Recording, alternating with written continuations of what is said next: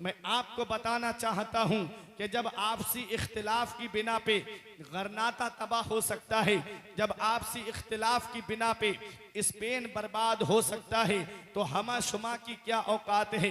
गरनाता Spain के अंदर आखिरी बादशाह गुजरा जिसे अबू अब्दुल्ला कहते हैं। अबू अब्दुल्ला के ऊपर जब फर्डिनंड ने चढ़ाई की, जो ईसाई था बहुत बड़ा लश्कर लेकर के आया, अबू अब्दुल्ला उसके लश्कर की ताब न ला सका और फर्डिनंड के सामने सरेंडर हो गया और उससे मुआहिदा तय कर लिया जाता है। उससे मुआहिदा हो गया, उसने कहा ये मुल्क हमें दे दो, हम तुम्हारी हिफाजत करेंगे, हम तुम्हारे हर तरह से काम आएंगे। अबू अब्दुल्ला ने उससे मुआहिदा कर लिया।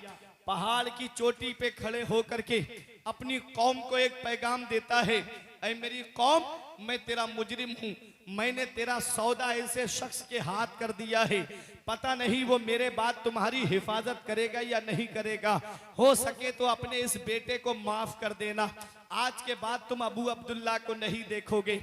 ये कहा और पहाड़ियों में जाकर के छुप गया। फर्डिनंड ने क्या किया, मुसलमानों को कश्तियों में बिठा करके समंदर के दूसरे किनारे भेजा जा रहा था। बीच समंदर में कश्तियां डिबो दी गई, मुसलमानों को बीच समंदर में डिबो करके मार दिया गया और छोटे छोटे बच्चे बचे थे, तकरीबन 4000 के करीब छोटे छोटे बच्चे थे।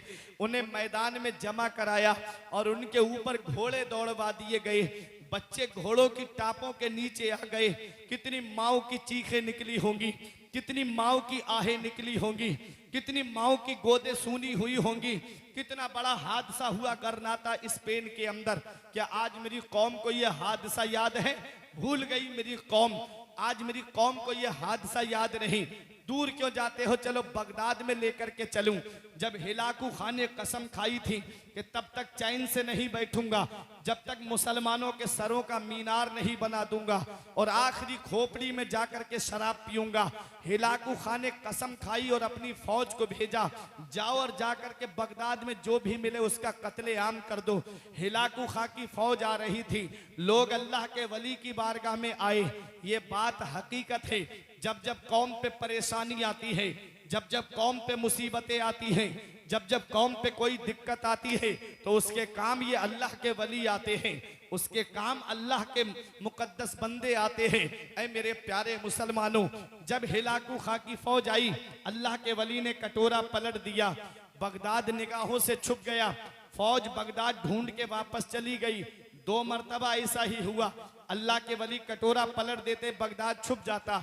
फिर तीसरी बार ऐसा ही हुआ, कटोरा पलट दिया, बगदाद छुप गया। चौथी बार हिलाकू खां ने कहा मैं चलता हूं तुम्हारे साथ में, देखूं बगदाद कैसे नहीं मिलता है। हिलाकू खां आया, लोग अल्लाह के वली की बारगाह में आए, हुजूर कुछ कीजिए। अल्लाह के वली कटोरा पलटना चाहते थे, इल्हाम होता है अब कटोरा मत पलटिए। हमने 3 बार बगदाद वालों को सुधरने का मौका दिया, मगर ये अपने गुनाहों से बाज नहीं आए, ये अय्याशियों से बाज नहीं आए, ये मक्कारियों से बाज नहीं आए। पता चला जब जब आदमी परेशान होता है तो उसके अमाल की वजह होती है। कुरान मेरा फरमाता है, वमा असाबकुम मिन मुसीबतिन फबिमा कसबत ऐदीकुम, तुम्हें अल्लाह की तरफ से कोई मुसीबत नहीं पहुंचती है, तुम्हारे अपने हाथों की करतूत होती है। अल्लाह कुरान में फरमाता है, इन्नल्लाह ला यज़लिमुन नासा शैआ, अल्लाह किसी पर जर्रा बराबर भी जुल्म नहीं करता है। ऐ मेरे प्यारे मुसलमानों, आज जो मुसलमान परेशान हाल है, आज जो मुसलमान सताए जा रहे हैं, जब भी मैं कहता हूँ या अल्लाह मेरा हाल देख, हुक्म होता है अपना नामाए आमाल देख। आज हमारे नामाए आमाल का हाल क्या है? आज मेरी कौम के नौजवानों को देखो, इन्हें फिल्मी एक्टरों की तो तब बातें पता है कि कौन सी फिल्म कब रिलीज हो रही है, इन्हें यह भी पता है कि कौन से हीरो की फिल्म ने कितना कलेक्शन किया, कितने पैसे कमाए। इन्हें यह तो पता है कि कौन से क्रिकेटर ने कितनी बॉलों पे कितने छक्के मारे थे, आईपीएल की कौन सी टीम जो है वो ट्रॉफी लेकर के गई। आज ये मेरी कौम बता देगी। अगर इन्हें पता नहीं है तो अपने असलाफ की तारीख नहीं पता है, अगर इन्हें पता नहीं है तो अपने बुजुर्गों की हिस्ट्री नहीं पता है, अगर इन्हें पता नहीं है तो अपने बुजुर्गों की तारीख नहीं भी मालूम है वजह क्या है। आज इस मोबाइल की लानत ने उलमा से दूर कर दिया मेरी कौम को। आज इस मोबाइल ने अपने पेशवाओं से दूर कर दिया इस कौम को। ये घर में बैठ के 2.5 घंटे की फिल्में तो देखेंगे, 10 मिनट इमाम साहब के पास बैठ करके कुरान और हदीस का दर्श नहीं ले सकते। ये IPL तो बैठ करके देखेंगे मगर किसी मजलिस में जा करके दीन की बातें नहीं सुनेंगे। ये आज मेरी कौम का हाल होता जा रहा है। ऐ मेरे नौजवानों, इतना याद रखना, दुनिया तुम्हें मिटाने के लिए तुली हुई है। तुम अपने असलाफ की तारीख को भूल गए, तुम अपने बुजुर्गों की तारीख को भूल गए। देख लो इख्तिलाफ की बिना पे गरनाता तबाह हो गया, देख लो इख्तिलाफ की बिना पे स्पेन को तबाह कर दिया गया, देख लो गुनाहों की वजह से हिलाकू खान ने बगदाद में ऐसा कत्लेआम किया था, कैसे मुसलमान तबाह किए गए कि बगदाद की नालियों से खून बह रहा था और दरियाए दजला का पानी 1 महीने तक मुसलमानों के खून से सुर्ख रहा। और जब खून की सुर्खी खत्म हुई तो किताबों की सिहाई नजर आने लगी। जो हमारे बुजुर्गों ने किताबें लिखी थी उन किताबों को दरियाए दजला के अंदर डाल दिया गया।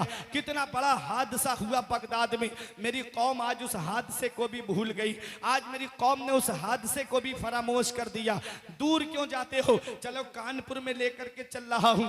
वहां एक मस्जिद है जिसे शहीदों वाली मस्जिद कहा जाता है। वहां पर जब अंग्रेजों ने हिंदुस्तान पे कब्जा किया, मुसलमान मस्जिद बना रहे थे, मुसलमान मस्जिद की तामीर कर रहे थे। अंग्रेज बोले मस्जिद नहीं बनाने देंगे, मुसलमान बोले तुम रोक के दिखाओ, अंग्रेज बोले तुम बना के दिखाओ। मुसलमानों ने सोचा हम पे गोली चला दी जाएगी, इसलिए छोटे छोटे बच्चे आगे बढ़ा दिए, जाओ बेटा तुम अल्लाह के घर की तामीर करो, जाओ बेटा तुम मस्जिद की तामीर करो। छोटे छोटे बच्चे जब मस्जिद की तामीर कर रहे थे, ईंटें उठा करके रख रहे थे, अंग्रेजों ने 17 राउंड गोली चलाई थी उन बच्चों के ऊपर। उन बच्चों को वहीं शहीद कर दिया जाता है। आज भी कानपुर में मस्जिद मौजूद है, शहीदों वाली मस्जिद। कितना बड़ा हादसा हुआ, कितनी माओ की चीखें निकली होंगी, कितनी गोदे उजड़ी होंगी। इतना बड़ा हादसा हुआ कानपुर में। क्या आज मेरी कौम को यह हादसा याद है? भूल गई मेरी कौम इतने बड़े हादसे को। अरे दूर क्यों जाते हो, सोशल मीडिया का दौर है ना। अभी बर्मा में क्या हुआ था मुसलमानों के साथ, कैसा मुसलमानों का कत्लेआम किया गया, पूरे पूरे घर जला के राख कर दिए गए। किसी मुसलमान की गर्दन कटी पड़ी है, किसी मुसलमान का हाथ कटा पड़ा है, किसी मुसलमान का पैर कटा पड़ा है। कैसा कत्लेआम हुआ। आज मेरी कौम ने इस वाक़े को भी भुला दिया। सीरिया में कैसा मुसलमानों पे जुल्म सितम किए गए, आज ये वाक़या भी मेरी कौम ने भुला दिया। ऐ सैफनी की सरजमीन पे रहने वालों, क्या बात है। मैं कर्नाटक का मामला भूल गया, मैं स्पेन का मामला भूल गया, मैं कानपुर की तारीख को भूल गया, मैं बर्मा की तारीख को भूल गया, अरे मैं बगदाद की तबाही को भूल गया, लेकिन करबला मुझे आज तक क्यों याद है। मैं आज तक करबला को क्यों नहीं भूला, आज तक मुझे करबला क्यों याद है। तो सुनो, जान जब अपने बचाव के लिए दी जाती है तो वो तारीख में महदूद होके रह जाती है, और जान जब किसी निजाम को बचाने के लिए दी जाती है, जब किसी कानून को बचाने के लिए दी जाती है, जब किसी आईन को बचाने के लिए दी जाती है, तो जब तक वो निजाम रहता है उस शख्सियत का नाम जिंदा रहता है, जब तक वो कानून रहता है उस शख्सियत का नाम जिंदा रहता है, जब तक वो आईन रहता है उस शख्सियत का नाम जिंदा रहता है। देख लो करबला में मेरे हुसैन ने जामे शहादत अपने बचाव के लिए नहीं पिया है, बल्कि नाना की शरीयत की खातिर पिया है, नाना के दीन की खातिर पिया है। जब तक शरीयत रहेगी हुसैन का नाम जिंदा रहेगा, जब तक कुरान पढ़ा जाएगा हुसैन का नाम जिंदा रहेगा। अरे जब तक मिंबर से खतीब खुतबा देता रहेगा हुसैन को याद किया जाता रहेगा, जब तक अज़ानें होती रहेंगी हुसैन को याद किया जाता रहेगा, जब तक नमाजें पढ़ी जाती रहेंगी अल्लाहुम्मा सल्ले अला मोहम्मद व अला आले मोहम्मद के जरिए मेरे हुसैन को याद किया जाता रहेगा। कौन हुसैन है? हुसैन के नाम में 4 हर्फ हैं, हा, सीन, या, नून, और चारों हर्फ अलग अलग पैगाम दे रहे हैं। हाँ ने कहा हक वाला हुसैन, सीन ने कहा सजदे में सर कटाने वाला हुसैन, या ने कहा याद खुदा में मस्त रहने वाला हुसैन, नून ने कहा नाना की उम्मत को बचाने वाला हुसैन।